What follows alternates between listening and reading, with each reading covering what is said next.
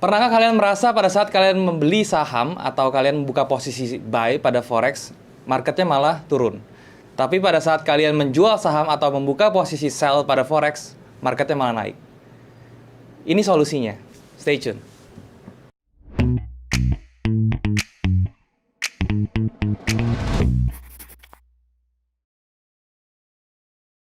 Halo teman-teman, balik lagi sama gue Daryl di This is Daryl Channel. Dan hari ini kita masuk ke tips-tips untuk trading ya teman-teman ya. Jadi di tips kali ini gue akan ngejelasin ke kalian bagaimana caranya mengatasi salah posisi teman-teman ya. Maksudnya salah posisi itu apa? Ya pada saat kalian mencoba untuk nge-buy suatu saham atau kalian membuka posisi buy di forex, harganya malah turun gitu ya. Tetapi sebaliknya, kalau misalnya kalian jual sahamnya atau kalian buka posisi sell di forex, harganya kok malah naik. Kesannya kayak dikerjain gitu. Nah, sebelum gue mulai, gue mau kasih tahu kalian ya, buat yang belum punya komunitas supaya bisa join di komunitas trading gue yang gue buat di Discord. Dan juga gue mau ngingetin ke kalian semua ya, bahwa grup yang gue punya itu hanya ada di Discord ya. Jadi kalau kalian lihat grup-grup di luar Discord yang ada di Telegram atau WhatsApp atau lain-lain, itu bukan punya gue. Dan hati-hati kalau misalnya ada orang yang mengatasnamakan gue ya, karena kemarin gue sempat dapat DM ya. Ada yang pakai nama gue untuk melakukan hal-hal yang mungkin tidak diinginkan. Jadi untuk mencegah itu semua, mohon kalau misalnya kalian menemukan grup ataupun orang-orang yang mengaku sebagai gua di luar grup Discord ya, itu mohon diabaikan teman-teman. Oke, thank you. Nah, sekarang gimana caranya teman-teman ya kalau misalnya kalian mau menghindari salah posisi ya. Yang pertama kalian harus tahu analisa kalian ya. Jadi analisa itu kan dibagi menjadi dua ya. Yang pertama tuh kalian cari roadmap dan yang kedua kalian cari entry. Nah kebanyakan orang ini secara nggak sadar dia cuman analisa itu berdasarkan roadmapnya aja. Jadi roadmapnya sebenarnya sudah benar.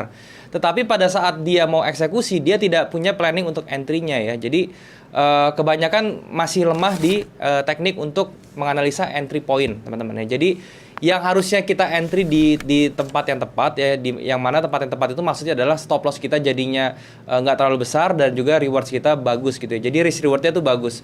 Kalau misalnya kita sudah menguasai entry teknik, saya rasa nanti akan mengurangi kesalahan-kesalahan yang seperti saya bilang di awal, ketika misalnya kita mau buy harganya malah turun, tetapi sebaliknya kalau kita sell harganya malah naik. Seperti itu teman-teman, oke?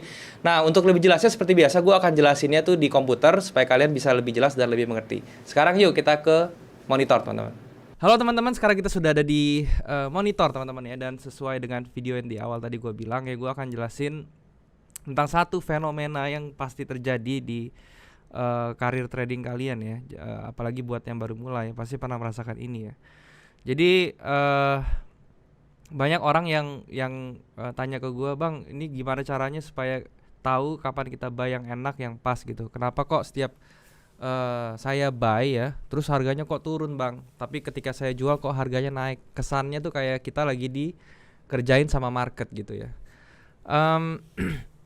Ini merupakan hal yang wajar yang pasti terjadi. Dulu juga saya merasakan seperti itu ya. Dan tapi saya sadar itu bukannya kesalahan dari marketnya, karena literally emang market nggak bisa salah ya. Market itu selalu betul. Yang salah itu adalah kitanya gitu ya. Jadi dari trading ini yang mesti kalian pahami adalah kita harus in control ya. Jadi kita harus bisa mengkontrol apa yang bisa kita kontrol gitu ya. Jadi kalau misalnya kita paham ya apa yang nggak bisa kita kontrol dan apa yang bisa kita kontrol, itu kita akan membuat suatu mindset yang bagus dalam trading ya. Jadi gini, kalau misalnya kalian perhatikan dalam trading ya, kalian harus tahu dulu apa sih yang kalian bisa kontrol ya.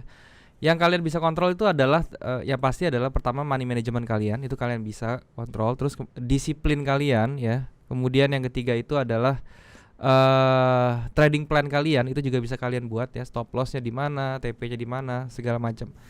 Yang nggak bisa kalian kontrol itu adalah market, oke? Mau kalian super jago analisanya ya, kalian top world class analis untuk saham dan forex atau apapun itulah, tetapi once kalian salah ya kalian harus admit itu salah gitu, karena market itu tidak bisa bergerak sesuai dengan apa yang kalian mau, oke? Walaupun kalian sudah merasa, waduh ini analisa gue perfect nih segala macam, tapi kalau marketnya mau bergerak berlawanan ya itu sah-sah aja gitu. Itu terserah marketnya.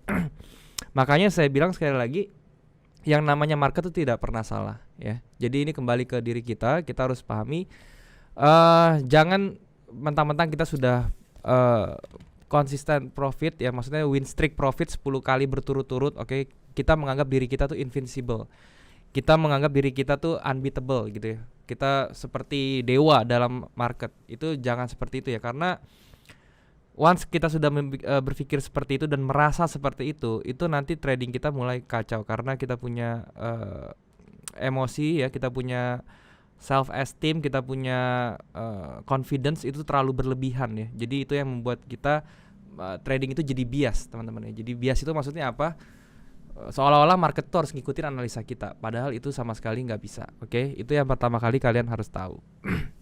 Nah, yang kedua yang kalian harus paham itu adalah market itu bergerak di dalam wave, teman-teman ya. Wave itu maksudnya apa ya? Pada saat dia mau naik, dia tidak mungkin bergeraknya linear terus naik dari ujung sini sampai atas gitu, enggak. Pasti dia ada yang namanya koreksi kecil ya, turun lagi ya, turun lagi, oke. Koreksi lagi, baru dia naik, oke. Jadi itu yang juga kalian mesti tahu, market itu bergeraknya di dalam wave. Nah, kebanyakan yang kalian lakukan atau yang baru trader-trader pemula lakukan itu adalah mereka tidak tahu belinya tuh di mana gitu ya. Mereka melihat harga lagi naik ya, harga lagi naik tinggi seperti ini, terus mereka merasa takut ketinggalan dan mereka masuk gitu. Jadi apa akibatnya kalau misalnya harga sudah bergerak kencang gitu ya, mereka berpikir, aduh, ini kalau misalnya saya nggak action sekarang saya akan ketinggalan market nih. Ya udahlah saya ngejar aja entry. Jadi dia tuh ngejar market ya teman-teman ya. Itu yang juga tidak boleh dilakukan ya. Contohnya seperti apa? Misalnya ya, kalian itu melihat kondisi seperti ini aja nih ya. Kondisi seperti ini ya di Bank BRI ya.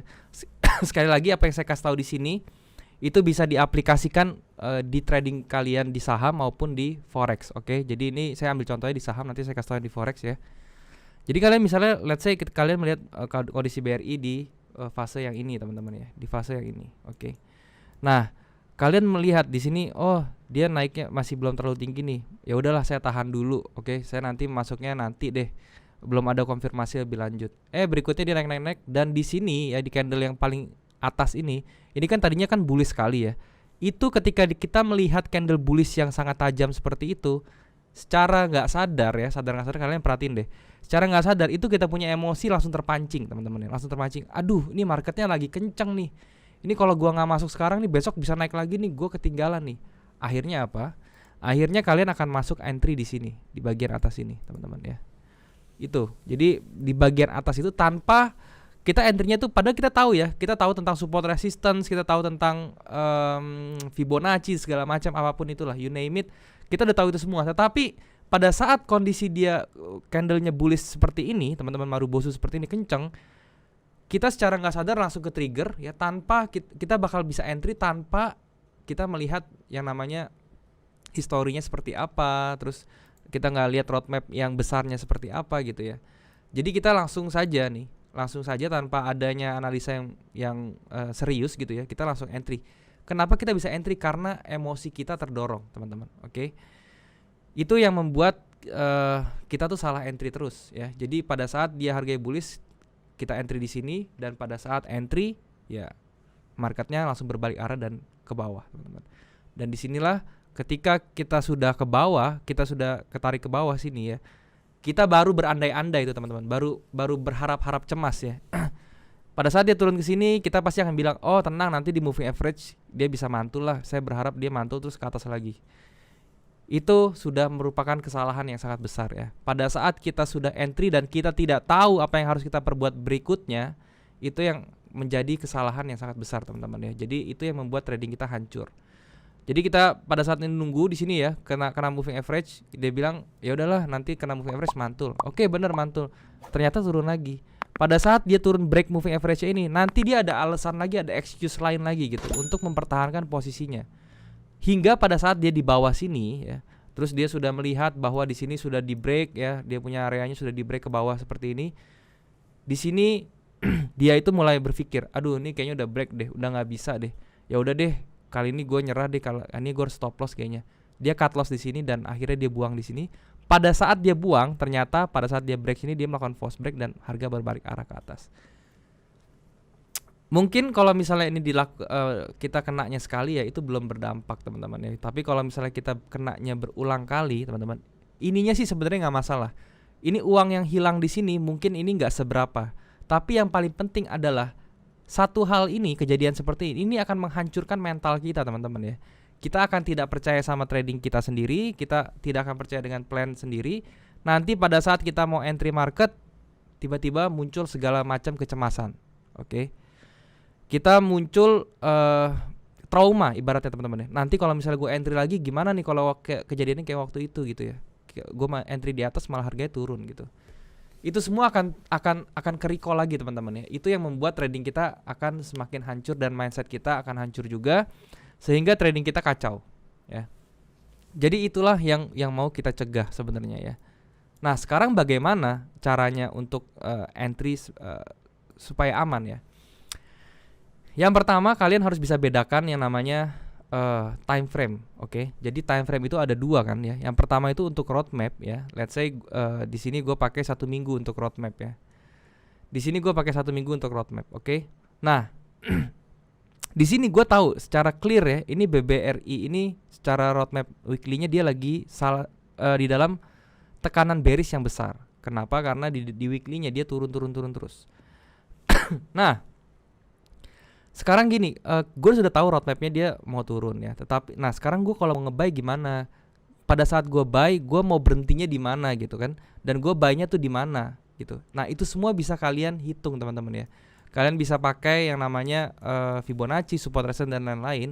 Yang penting ya, yang penting itu adalah pada saat entry-nya. Jadi kalau misalnya kalian sudah bisa analisa di weekly, yang mana itu hanya roadmap teman-teman ya. Roadmap itu adalah gambaran besar. Yang paling menentukan kalian tradingnya itu levelnya itu sudah tepat atau belum, atau harganya sudah bagus atau belum, itu adalah di time frame entry teman-teman ya. Jadi di sini kalau misalnya di saham, saya time frame entry-nya adalah daily atau 1 harian ya. Di sini saya bisa melihat ya, kalau misalnya saya belum menemukan konfirmasi yang pas, oke, untuk dia yang namanya momentumnya dia untuk kita buy itu belum keluar, saya tidak akan maksa buy. Oke. Let's say seperti ini teman-teman ya. Di yang bagian paling terakhir sini BBRI ya. Jadi gini, pada saat dia break ke bawah dan dia sudah bikin swing di sini teman-teman ya. Di sini nih, dibikin swing di sini. Apakah saya langsung entry ya? Tentu tidak. Kenapa? Karena kita tahu di atasnya dia ini ya. Ini ada level yang harus dia tembus dulu teman-teman ya. Kenapa? Karena ini merupakan structure low-nya dia sebelumnya. Jadi kita harus mengerti yang namanya basic support resistance aja gitu ya. Kita harus menentukan yang namanya structure-nya dia. Jadi kalau kita sudah entry di sini ya, kalau sudah tahu di sini dia punya structure-nya structure low-nya sebelumnya, kita harus tunggu harga ini close di atasnya dia dulu, oke? Baru kita bisa entry. Nah, kalau misalnya dia sudah close di atas seperti ini ya, seperti yang kalian lihat di sini ya. Ini kalian tinggal menentukan risk kalian yang bisa kalian ambil tuh berapa, oke? Jadi kalian harus tentukan risknya dulu. Di sini dalam hal ini ya, kalau misalnya saya entry di sini, oke, saya tahu, saya paham risk saya 14%, oke. Nah, kalian harus bertanya sama diri kalian sendiri ya, apakah kalian bisa menerima 14% ini kalau misalnya loss, oke? Kalau misalnya jawabannya tidak, ya udah jangan diambil trade-nya. Lain kali cari trade lain gitu ya. Next time cari trade lain. Kalian jangan sampai takut merasa takut ketinggalan gitu teman-teman. Aduh, kalau misalnya gue nggak entry hari ini, gue bakal ketinggalan nih gitu ya. Tidak ada seperti itu teman-teman ya. Mungkin pada saat itu kalian ketinggalan, tetapi ingat ya, saham ini marketnya jalan terus dan opportunity itu akan selalu muncul teman-teman, dan tidak akan pernah habis ya. Apalagi yang namanya forex itu geraknya cepat sekali. Jadi setiap hari pasti ada chance untuk entry. Jadi kalau misalnya kalian ketinggalan 1-2 trade, ya sudahlah, maksudnya lewatin aja gitu loh. Itu nggak masalah. Kalian juga nggak akan mati kalau misalnya nggak ngambil trade itu gitu kan, maksudnya. Kalian hanya perlu berpikir, kalau misalnya kalian bisa accept dia punya risknya sebesar yang mana kasus ini adalah 14%, ya udah, kalian tinggal sesuaikan money managementnya. Kalian mau resikokan berapa gitu ibaratnya. Misalnya, kalau misalnya saya mau resikokan 1 juta aja, ya udah, kalian belinya itu ya berapa banyak lot sehingga kalau 14% itu nilainya 1 juta. Gitu aja mikirnya gitu teman-teman ya. Jadi itu sangat simple teman-teman kalau trading. Itu adalah cara yang kedua. Jadi kalian harus paham dulu risknya teman-teman. Jadi kalau kalian sudah paham risknya ya, kalian bisa menerima itu nanti kalian tradingnya jadi lebih tenang, oke? Sehingga nanti tidak ada keputusan yang tergesa-gesa, tidak ada kepanikan pada saat di harga berlawanan. Itu semua karena sudah dihitung dan sudah diterima gitu ya teman-teman ya. Kira-kira seperti itu. Nah, yang ketiga ya, kalau misalnya kalian di saham, oke, jangan sekali-sekali kalian belinya itu pada saat harga sudah jalan. Jangan sekalian beli itu pada saat harga itu sudah di badan, ibaratnya gitu ya. Jadi gini, let's say ini ya, saya ganti ya. Sekarang saya ganti coba ke BCA teman-teman ya. Oke. Nah, ini teman-teman ya. Di BCA kemarin ya, contohnya kasus kemarin aja yang yang saya bikin video di IHSG dan 3 saham ya. Kalian perhatiin aja deh apa yang saya bikin ya. Saya tidak akan pernah merekomendasikan kalian untuk entry di badan. Di badan itu mana sih? Yang ini nih. Satu tarikan bullish panjang itu saya nggak akan entry di situ. Saya akan mencari entry ketika dia membuat secondary reaction, oke, atau kepalanya ya. Kenapa kita harus entry di sini? Ya karena yang kita incer ini adalah justru badannya ini gitu. Saya pengen ngambil posisi saya itu ada kemungkinan dia tuh menerusin badannya gitu loh. Kayak gini jadinya gitu. Saya mau ambil badannya ini, saya bukan mau ngambil kepalanya. Kalau misalnya kalian entry di badan, let's say kalian entry di sini lah ya. Nih, karena ini ada dorongan harga yang besar ya di BCA, kalian entry di sini. Entah kenapa kalian mau entry di sini gitu misalnya ya, di candle yang ini. Ini kan ini di badan ya. Jadi dorongannya itu dia pasti akan melemah gitu ya, karena dia pasti akan ya, yang namanya trend chart itu harus ada koreksinya gitu teman-teman. Nah, kalau misalnya kalian bisa menahan koreksinya ya itu it's okay ya. Jadi kalau misalnya kalian naik sini terus dia turun ke bawah, kalian masih kuat nahan, itu nggak apa-apa, kalian terserah gitu. Tapi kalau misalnya buat kalian yang cemas gitu, yang suka takut kalau misalnya ketarik ke bawah, nggak ngerti dia berhenti sampai mana, itu yang jadi masalah. Karena pada saat dia turun seperti ini ya, di sini misalnya let's say kita punya loss itu sudah misalnya, sudah 4% gitu ya, sudah 4%. Nah, kalian ada yang nggak nyaman dengan 4% ini. Yang terjadi nanti kalian close ini gitu ya. Tetapi kalau misalnya saya entry-nya di sini teman-teman ya, kayak kemarin ya. Kemarin saya rekomendasikan untuk entry di sini ya, di kepalanya ini teman-teman ya. Jadi kalau misalnya saya saya melakukan dia ditarik dulu teman-teman ya. Ini kayak sekarang contohnya. Nah, ini ditariknya tuh nggak terlalu dalam teman-teman ya. Kita masih bisa tolerir gitu. Dibandingkan nanti kalau misalnya ditariknya dari atas ini itu jauh lebih besar teman-teman ya, bisa 8%-an gitu kan. Sedangkan kalau misalnya kita entry-nya di kepala ya, itu kita bisa meminimalisir kita punya risiko sampai 50%-nya bahkan ya. Ini cuma 3,61% dibandingkan tadi yang 8% ini teman-teman. Oke. Jadi yang perlu kalian perhatikan lagi adalah always open posisi di kepalanya atau di secondary reaction. Entah itu kalian mau nge-buy seperti di saham ini, mau nge-buy atau mau nge-sell. Contohnya saya mau ngasih tahu euro nih, saya kasih lihat di forex ya, euro USD. Oke. Nah, kalau di forex itu kan dia punya pergerakan lebih cepat ya. Jadi di sini time frame lebih kecil. Time frame roadmap-nya let's say di H4 ya. Nah, ini kalau teman-teman lihat H4 ya. Kalau misalnya kalian entry-nya di di badan teman-teman ya, di badan seperti ini ya. Ini nanti pasti akan ketarik gitu ya. Alangkah baiknya kalian tuh hanya entry pada saat dia koreksi teman-teman. Jadi pada saat kalau kalian mau buy, kalian cari market yang membentuk penurunan sampai dia ketemu satu teknik ya, satu cluster dengan teknik kita ya, misalnya di sini dengan moving average gitu ya. Sampai dia kena moving average, terus kemudian dia bikin swing, ya udah kita entry. Kenapa kita harus seperti itu ya? Karena tadi ya, untuk menghindari yang namanya tarikan-tarikan atau drawdown yang berlebihan ya. Kalau misalnya kita entry di badan, terus kita dibawa turun dulu ke sini, mungkin di sini sudah ratusan pips gitu ya. Itu pasti nanti kita akan cut loss ya. Dan begitu kita cut loss, harganya baru bergerak sesuai dengan yang kita inginkan. Nah, kalau yang kayak gitu kan gak enak ya teman-teman ya. Jadi itu seolah-olah kita berpikir market ini ngerjain kita, padahal enggak. Padahal tuh ya kebanyakan itu orang-orang yang baru mulai itu entry-nya ya suka aneh-aneh, suka di sini gitu kan, suka di sini ya, gitu ya. Jadi ini sebenarnya nggak salah sih, maksudnya ini apakah ini nggak boleh, ya sebenarnya boleh-boleh aja, nggak masalah sebenarnya ya. Cuman alangkah lebih baiknya kalau misalnya kita tuh entry-nya itu benar-benar sesuai dengan teknik gitu ya. Jadi pada saat dia kena moving average ya, di retrace kecil di sini, kita entry di sini, ya itu it's okay. Dibandingkan kita harus entry di badannya sini teman-teman ya. Di badannya sini tuh kayak gitu. Itu akan jauh lebih merugikan ya. Seperti itu teman-teman. Jadi intinya kalau misalnya kalian mau trading, kalau mau sell pun sama ya sebenarnya ya.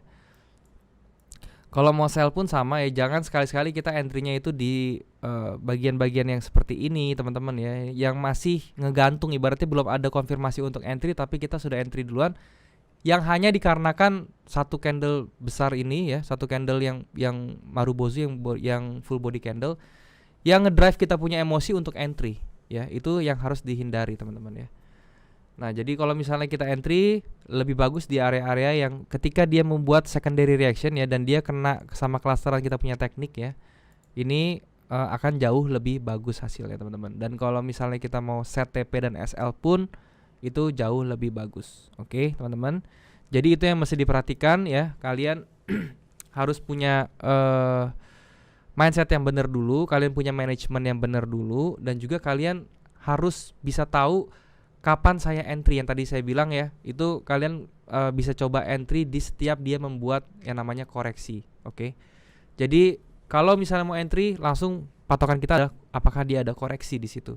Jangan masuk pada saat dia membuat badan atau ngejar market. Itu yang paling fatal dan paling nggak boleh teman-teman. Oke. Jadi itulah solusinya ya untuk kalian yang merasa setiap saya beli kok marketnya malah turun, kalau saya jual kok marketnya malah naik ya. Ya solusinya seperti itu. Kalian harus tahu tempat-tempat yang terbaik belinya, yaitu yang mana yang ketika market itu membuat koreksi. Oke. Jadi pada saat market koreksi kalian bisa mulai untuk menganalisa dan mencari momentum untuk buy. Oke teman-teman, atau untuk sell. Oke.